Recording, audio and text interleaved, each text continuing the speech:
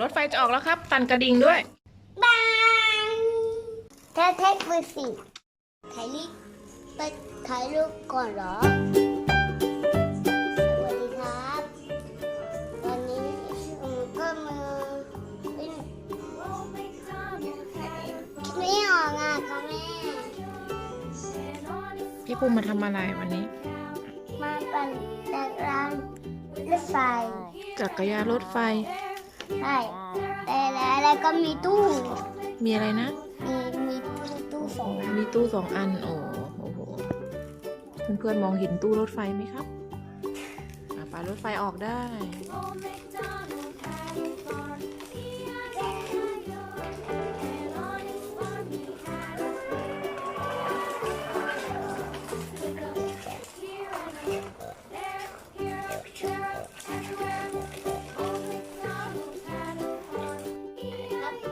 ก็มีกระกองซ่อมรถไฟ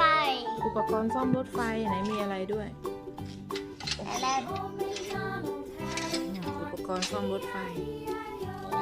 ก็มีครับเอามาจากไหนครับ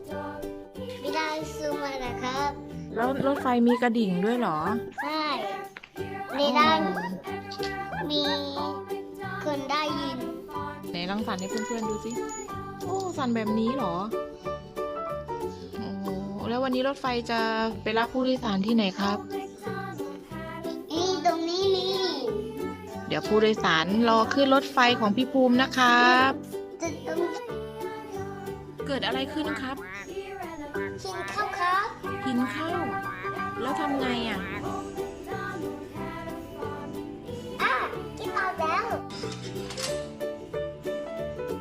ครับโอ้ออกไหมครับไม่ออกลองเอามือแคะสิ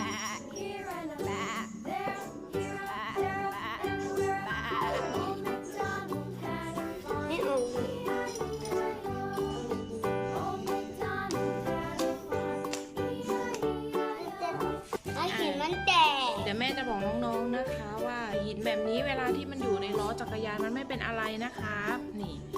พี่ภูมิไม่ต้องไปเอามันออกนะครับมันไม่เป็นอะไรมันปลอดภัยมันไม่เกิดอันตรายนะครับถ้าเกิดพี่ภูมิเอาอันนั้นน่ะไปเคาะล้อจะรั่วแล้วก็ปั่นไม่ได้เลยหินเนี่ยมันอยู่ในล้อไม่เป็นไรครับไม่เป็นอันตรายมันอยู่ได้เพราะว่ามันจะมีลายของล้อแบบนี้เพื่อที่จะให้การปั่นเนี่ยมันดีขึ้นเวลามีหินเข้าอย่างเงี้ยเราก็แค่ออกนี่ออกแล้วตรงนี้แต่มันไม่เป็นไรนะครับมันไม่ทำให้ล้อรั่วนะออกยังออกแล้วสำหรับวันนี้พี่ภูมิต้องลาไปก่อนนะครับอย่าลืมกดไลค์กดแชร์และกดติดตามช่องพี่ภูมิด้วยนะครับบ๊ายบาย